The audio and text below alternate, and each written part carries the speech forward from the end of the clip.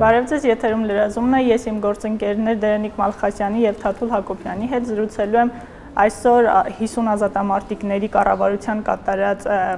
երթի եւ բողոքի, Թաթուլի Շուշի կատարած եւ տոնակատարությունների Շուշիում տեղի ունեցող տոնակատարությունների նվիրված մայիսի 9-ի, ինչպես նաեւ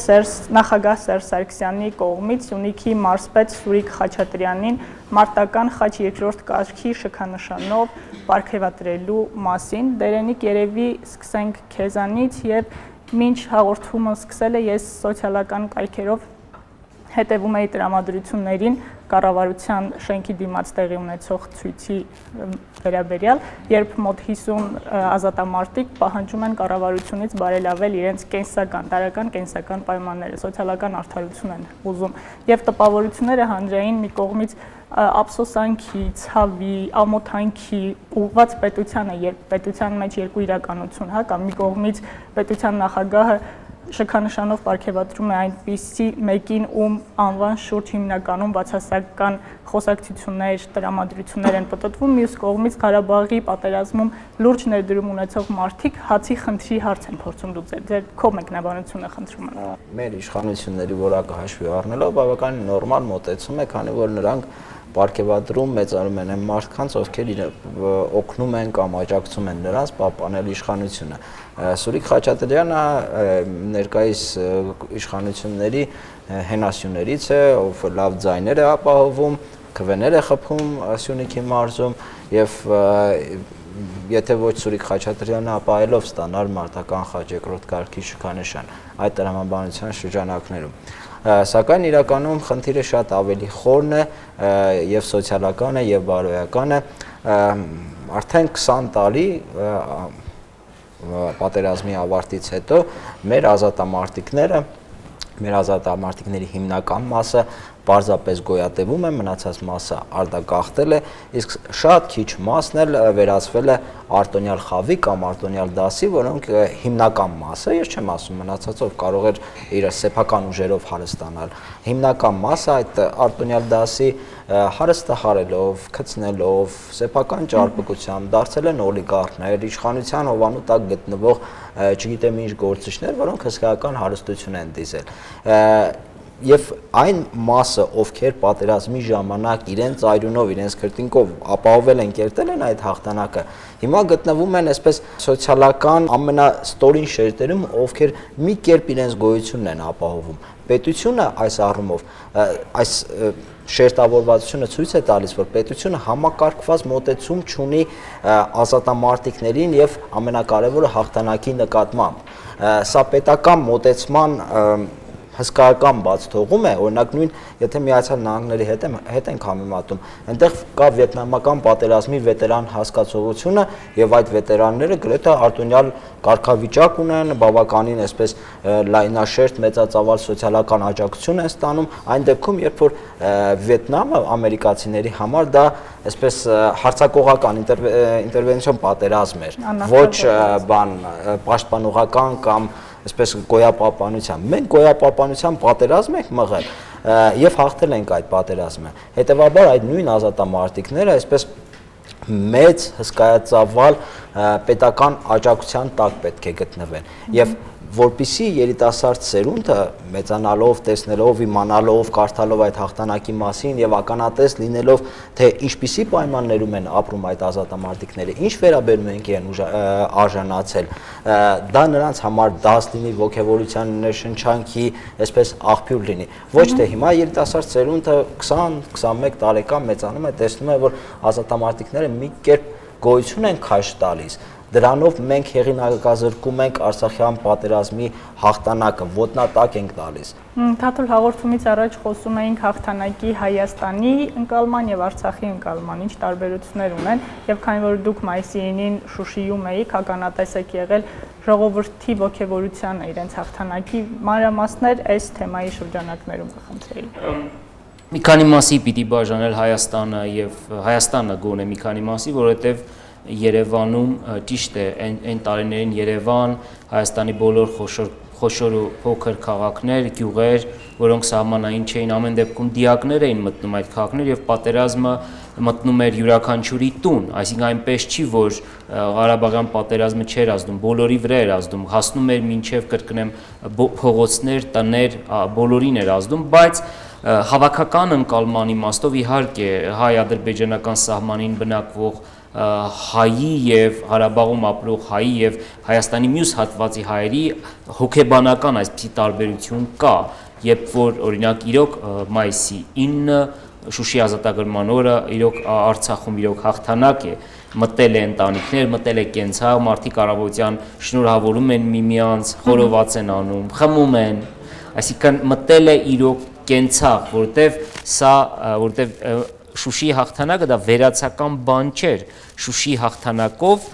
Ստեփանակերտում մնացած բնակավայրերը կարողացան, այսպես ասեմ, դուրս գալ պատվալներից եւ քիչ թե շատ արժանապատիվ կյանքով ապրել։ Մի ցավոտ հարցի մասին կուզեի խոսենք, արդյոք Ղարաբաղյան պատերազմից հետո ձևավորված Ղարաբաղյան կլանը չէ, որ Հայաստանում ու հայաստանցիների մոտ արժեզրկեց պատերազմի հաղթանակի գաղափարը եւ առհասարակ, եթե վաղը կամ մյուս օրը Աստված չանի սահմանին նորից անհանգստություններ լինեն, ինչպիսի վերաբերմունք կունենա ժողովուրդը պաշտպանություն կազմակերպելու առումով այս հարցում։ Այս ամենը տեսնելով աչքի առաջ ունենալով։ Տեսեք, ես Ղարաբաղյան կլան հասկացողությունը զուտ ներ հասարակական շովինիզմը կանխելու տեսակետից չի ուզենա բան անել, չնայած իրենք այդպես են համարում, նույն Ռոբերտ Քոչարյանը խոստովանում է, որ Ղարաբաղցին Ղարաբաղցու դեմ չի կարող բան անի վավերացնում է կլանի գոյությունը։ Կլանի գոյությունը, բայց ես չէի ուզենա դա անել, որովհետև դա շատ վտանգավոր է եւ պետք չէ տարբերակում դնել այնտեղ նույն տրամաբանությամբ կարող ասենք լոռեցիների կլան հաշվի առնելով վարչապետին այդ դեպքում այդպես ուրեմն ինչ վերաբերվում է դրան ոչ միայն ներկայիս իշխանությունները, այլ նաեւ պատերազմից անմիջապես հետո նույն Լևոն Տեր-Պետրոսյանի իշխանությունը բարձի թողի արեց այդ վերաբերմունքը նախ առաջացավ այսպես մաուզերիստների մի բրիգադներ, ովքեր բնական վիճակ է պատերազմից հետո այդպես պետք է լինի, ովքեր իրենց արտոնյալ համարելով, որովհետև իրենք մասնակցել են, հաղթել են, հետևաբար իրենք իրենց իրավունք էին վերաբերում, այսպես ավտոմատներով կրակել քաղաքներում, չգիտեմ, տներում եւ այլն։ Մի կերպ դրա խնդիրը լուծեցին, բայց հենց այդ մասնակիցների ընդհանուր թե ինչպիսի վերաբերմունքի պետք է արժանանան, ինչպիսի գնահատականի պետք է արժանանան նրանք, այդ խնդիրը նրանք չլուծեցին։ Թվում էր, թե նույն Ռոբերտ Քոչարյանը եւ Սերժ Սարգսյանը, ովքեր անմիջական մասնակցություն են ունեցել այդ պատերազմին, պատվալներում են եղել Ստեփանակերտի, ինչպես Թաթուլը նշեց, իրենք պետք է գնահատեին այդ արժեքները, բայց ընդհակառակը նրանք նույն ձևով բարձի թողի արեցին իրավիճակը եւ ունեցան նույն վերաբերմունքը, ինչ ասենք Լևոն Տեր-Պետրոսյանի իշխանությունն էր։ Եվ հետաքրքիր մի այսպիսի իրավիճակ ստեղծեց, որը ինձ համար շատ նողկալի է, այն ազատամարտիկները, ովքեր ինչ-ինչ ճանապարհներով հարստացան ու բավականին այսպես մեծ հարստության տեր են ասֆալտի ազատամարտիկը։ Կան միշտները, ովքեր կռվել են նաեւ, կան։ Նրանք այսպես շատ քիչ չնչին չափերով իրենց գրպանից շոր օգնություն են ցուցաբերում այն մյուս ազատամարտիկներին, ովքեր մի կերպ գոյություն են քաշ տալիս։ Սա ինձ համար ուղղակի նողկալի է, որովհետև ճիշտ է օգնություն կարող է լինել, բայց այդպես մատուցել, որ ասենք ինքը այնքան վատ վիճակի մեջ է, որևէ հույս չունի, որևէ տեղից պետությունը իրեն բարձի թողի արել, ստիպված իր, ասենք, ինչ որ մի ազատամարտիկ իրեն այսպես օգնում է պարտավորեցնելով իր նկատմամբ։ Սա հաղթած ազգին վայել վերաբերմունք չէ։ Մենք պետք է ֆունդամենտալ կերպով փոխենք մեր վերաբերմունքը ամենակարևորը հաղթանակի ու այդ հաղթանակը կերտած մարդկանց նկատմամբ։ Ցեղասպանությունը մենք ավելի այսպես լայնամասշտաբ ենք տոնում, սփյուռքով, չգիտեմ, չասեմ տոնում, նշում ցեղասպանության օրը, հիշում, քան ազատամարտը մայիսի 9-ի հաղթանակի օրը։ Տեսեք, Հայաստանի Հանրապետության 3 նախագահներից ոչ մեկը Հայաստանում չի ծնվել։ Լևոն Տեր-Պետրոսյանը Հալեպում է ծնվել, Ռոբերտ Քոչարյանը Ստեփանակերտում, Սերժ Սարգսյանը Ստեփանակերտում, թեև չգիտես ինչու միշտ նշում են, որ նա Գորիսի տեղ գյուղից է, իր հայրն է այնտեղ ծնվել, ինքը Ստեփանակերտում է ծնվել։ Ավելին ասեմ, 96 թվականի իրական ընտրված մարդը, որը չդարձավ նախագահ Վազգեն Մանուկյանը, ծնվել է Գյումրիում։ Ավելին ասեմ, 2013-ին ընտրված Ռաֆի Հովհաննիսյանը իմ կարծիքով Կալիֆոռնիայում։ Իմ համար կարևորը չէ թե մարդ որտեղ է ծնվել, իմ համար կարևորը նա է թե ինչպես է ընտրվել։ Այսինքն մենք կարող ենք ունենալ նախագահ, որը Երևանցի կամ Հայաստանցի չլինի, կարևորն այն է, որ ինքը արդար ճանապարհով գա իշխանության։ Ինչ վերաբերում այդ տարանջատմանը, սա բնական երևույթ է, որովհետև երբ որ քո երկրի, քո հանրապետության բնակչության 35%-ը աղքատ է եւ շատ հեշտ է եւ պետք չի շատ ուղեղը լարել մտածելու համար, թե ես ինչու եմ աղքատ։ Եվ այդ 35% աղքատների մեծագույն մասը մտածում է, թե նախագահը հայաստանցի չի դրա համար, հասկանում եք, բայց սա իհարկե սխալ բացատրություն է։ Նախագահը կարող է լինել հայաստանցի եւ Հայաստանում բնակչության ավելի մեծ մասը լինեն դժգոհողներ։ Ուզում եմ ասեմ, որ սա շատ վտանգավոր բան է, որ դրվել է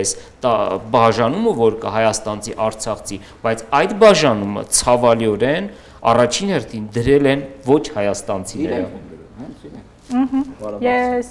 փակելով թեման վերադառնալով Սուրիկ Խաչատրյանին շքանշանով պարգևատրելուն կուզեի մի երկու բան պատմել հանրապետական խմբակցության ղեկավարի հարցազրույցից, որը վերցրել էր Գալա հեռուստաընկերությունը, եթե չեմ սխալվում, նա նշել էր, սա խոսում է մեր քաղաքական մշակույթի արժե համակարգի մասին, նշել էր, որ շքանշանի են արժանի նաև Սամվել Ալեքսանյանն ու Ռուբեն Հայրապետյանը, որոնք նույնպես դասվում են մականունավորների շարքին եւ որոնց անվան շուրջ դարձյալ պատտվում են տխուր ու հանցավոր պատմություններ, ասելով որ Սամվել Ալեքսանյանը երկրում ստեղծում է աշխատատեղեր, որի համար պիտի շնորհակալ լինել եւ արժանին մատուցել, իսկ Հայրապետյանը համակարգին կատարած բարձր ծառայություններ ունի։ Երևի այդ ծառայություններից մեկն էլ Սուրիկ Խաչատրյանի 65% ապահովերն էլ հոգուտ Սերժ Սարգսյանի շնորհակալություն։